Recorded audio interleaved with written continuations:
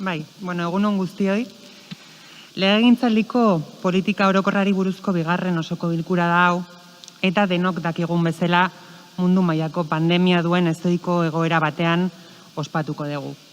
Eta zentzu horretan, gure taldetik, besarkada handi bat bihotzetik bidali nahi diegu, bai pandemia honetan bizitza galdu duten donostiarrei, eta noski orain pandemia gogor honetan gaizki pasatzen eta sufritzen ari diren pertsona guztiei.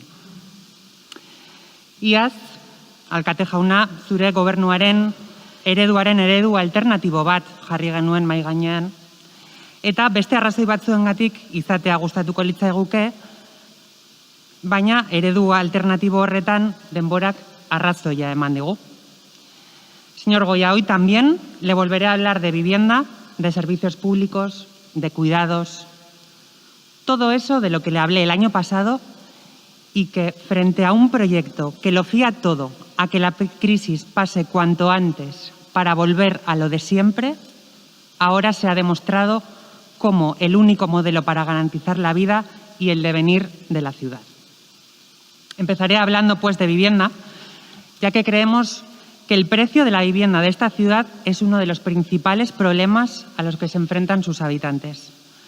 En el pleno del año pasado ya dijimos y demostramos con cifras que en Donostia una persona que cobra el sueldo medio literalmente no se puede permitir vivir en esta ciudad porque no le llega para pagar un alquiler. Y si hablamos de los jóvenes, es más grave aún, ya que ni siquiera sumando los dos sueldos de una pareja se pueden permitir pagar un alquiler en esta ciudad. En este sentido, a finales del año pasado, la Diputación Foral de Guipúzcoa presentó un informe realizado por el Centro de Documentación y Estudios SIS que afirmaba que la vivienda es el principal factor que conduce a las familias a una situación de pobreza grave, por encima incluso de la falta de empleo. Y en concreto, hablaba de los problemas de acceso a la vivienda, del sobrecoste que supone el precio de los alquileres y del mal estado de las viviendas en las que la población precarizada se ve obligada a vivir. Como decíamos, este ya era uno de los principales problemas de esta ciudad y esta crisis sanitaria lo ha puesto aún más de relieve si cabe. Lo vimos durante la peor fase de la pandemia y lo estamos viendo de nuevo con el recrudecimiento de la situación y con el mensaje que debemos hacer la menor vida social posible. Ni la vacuna de Oxford, ni la de Estados Unidos, ni la de Rusia. La única vacuna que tenemos es la vivienda y tenemos que hacerla accesible para todos y todas. Y ante el problema de la vivienda, el Gobierno ha optado por una política mucho más encaminada a maximizar los beneficios de los promotores privados que a construir vivienda protegida en la ciudad.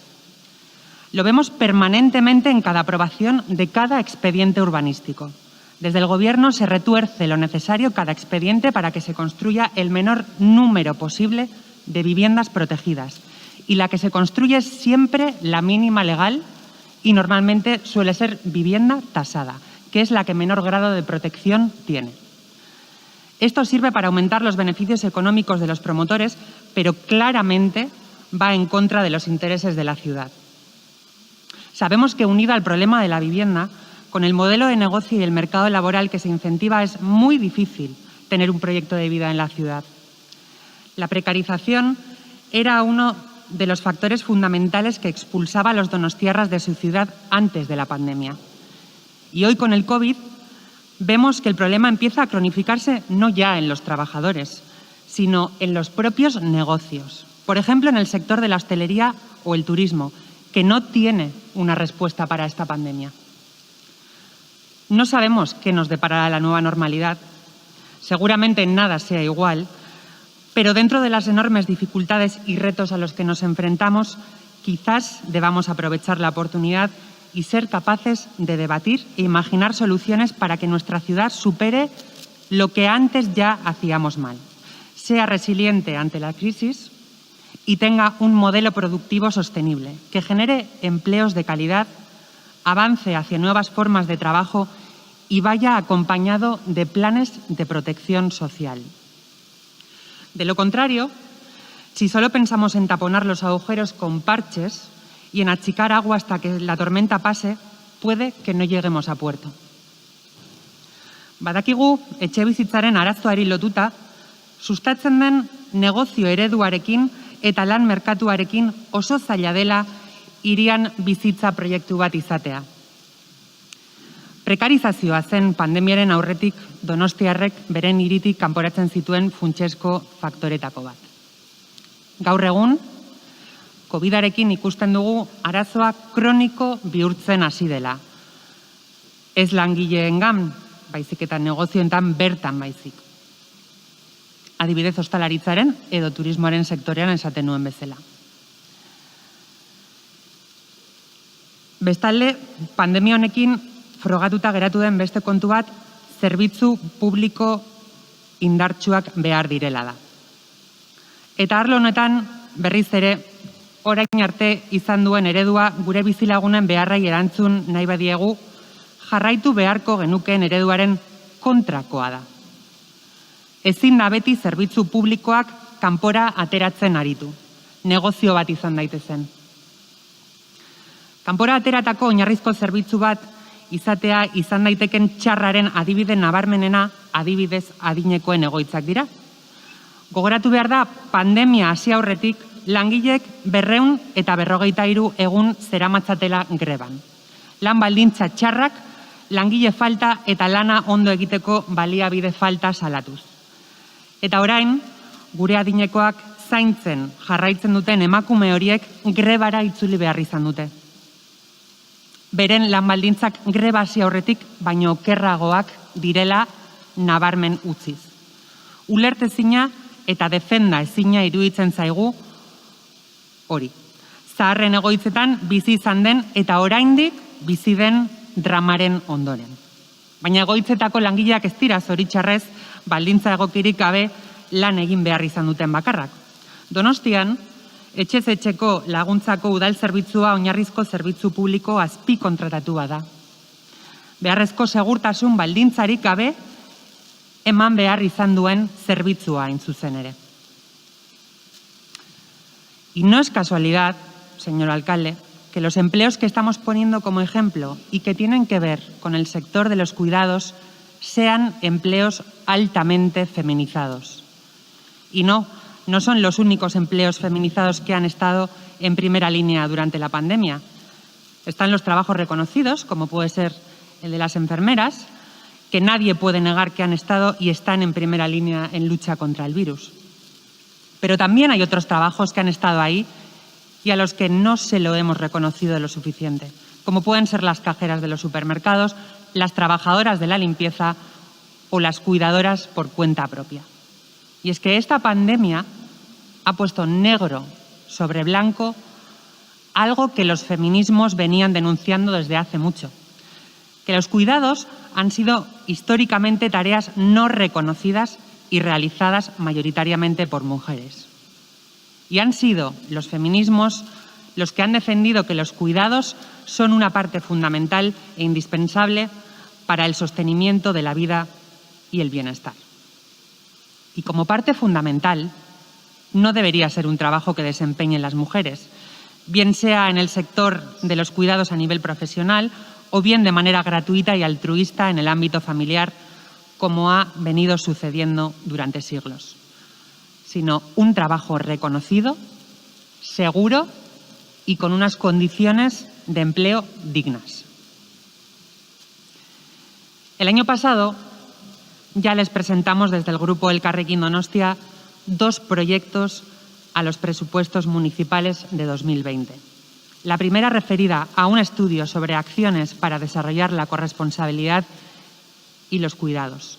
Y la segunda para desarrollar y para dar estabilidad a ese sector de los cuidados. Ambas enmiendas fueron rechazadas. Sin embargo, si la situación derivada del COVID algo ha puesto en evidencia, es que esta cuestión ha esperado durante mucho tiempo ante la inacción absoluta de las administraciones públicas y que no debería de postergarse más. Y es lo que tiene que ver precisamente con la, por ejemplo, violencia contra las mujeres por el hecho de ser mujeres. Una realidad que con esta pandemia se ha invisibilizado aún más. Y más aún con el confinamiento compartido entre estas mujeres con sus agresores. Porque se sigue maltratando a mujeres por ser mujeres y, de hecho, la pandemia provoca que, por el hecho de que tengamos que pasar la mayor parte del tiempo en casa y porque hay servicios que no están operando o que lo están haciendo a un nivel inferior precisamente por tener que estar enclaustradas en casa, todo ello ha hecho que los niveles de agresiones hayan aumentado exponencialmente.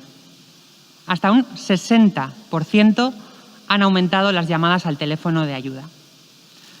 Sin embargo, en su análisis de la ciudad, más allá de alguna pincelada, este hecho ni aparece.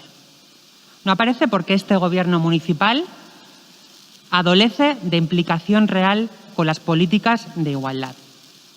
Y un ejemplo concreto es precisamente lo que está ocurriendo con la Casa de las Mujeres, con un local que ha quedado pequeño y que desde que llegó la pandemia, con las restricciones de aforo, no está pudiendo ofrecer el servicio y la asistencia que se requiere de la casa. Ya en febrero, en una moción, les exigimos que se hiciera un cronograma para ofrecer un nuevo emplazamiento que cumpla con todos los requisitos para dar una buena atención. Pero las políticas de igualdad en su gobierno languidecen con su inacción, como le ocurre a la misma Casa de las Mujeres. Otra de las grandes cuestiones en las que vemos diferencias entre el modelo de ciudad que proponemos y el de este gobierno es en la propuesta de gestión para los futuros fondos europeos. Con la primera propuesta conocida del Gobierno vasco, supimos que esos futuros fondos se querían destinar básicamente para Iberdrola, Petronor y para obras de grandes infraestructuras que están planeadas mucho antes de que existiera esta situación provocada por el COVID-19. Propuesta de reparto, por cierto, como ya se han quejado sus compañeros de partido en la Diputación de Guipúzcoa, también los compañeros de partido del Partido Socialista, porque estaba y está desequilibrada y favorecía claramente a Vizcaya. En lo que tiene que ver con Donostia, en concreto la propuesta para usar esos fondos es la implantación del bus eléctrico inteligente y la estación intermodal de Riberas de Loyola Donostia. Son dos proyectos que nada tienen que ver con el coronavirus y en el caso, además, de Debus, es un proyecto que ya se estaba llevando a cabo. Por lo que nos parece un auténtico despropósito que unos fondos enfocados a sobreponerse de la crisis provocada por el COVID sirvan para ejecutar grandes infraestructuras que ya se iban a hacer antes de que existiera precisamente esta situación del COVID. Deberíamos de dedicar esos fondos a proyectos urgentes de la ciudad, como pueden ser la construcción de vivienda protegida, la creación de empleo y el control de las condiciones de ese empleo en la ciudad, o a mejorar las medidas de protección social. El modelo que propusimos el año pasado, en este mismo Pleno de Política General y durante todo el año en nuestra acción política, ya no es nuestro, ya no nos pertenece, es de sentido común. Por eso, les pedimos que dejen de atrincherarse en su mayoría y escuchen al resto de grupos y a las y los donostiarras que hoy no pueden pagarse una vivienda y viven en pisos con sus padres y abuelos, o no tienen quien les cuide, o no tienen trabajo y si lo tienen es precario y no les permite desarrollar un proyecto de vida en esta ciudad. A pesar de que la realidad sea tozuda, usted, señor alcalde, a veces se muestra todavía más burugogorra. Ya sabemos que no va a darnos la razón, pero le pedimos que ejerza de alcalde y escuche. Porque hasta ahora, señor Goya, Parece que lo único que quiere hacer es pasar por encima de todas y todos sin que nadie le pueda decir nada. Dejen de ser tan egocéntricos. En los tiempos que corren deberíamos de ser capaces de promover debates, llegar a acuerdos y disentir sin ningún tipo de complejos ni de miedos. Nosotras lo llevamos diciendo en los últimos meses. Estamos dispuestas a hacer un ejercicio de responsabilidad para llegar a los máximos acuerdos posibles. Pero le pedimos y les pedimos este mismo ejercicio. Somos muy conscientes de cuáles son los retos del futuro. Nacimos de la crisis del 2008 y la respuesta desastrosa que los gobiernos dieron a aquello no es viable. Y desde luego, por nuestra parte, vamos a dar todo lo que esté en nuestra mano para que esta crisis no la paguen los de siempre. Eskerrik asko.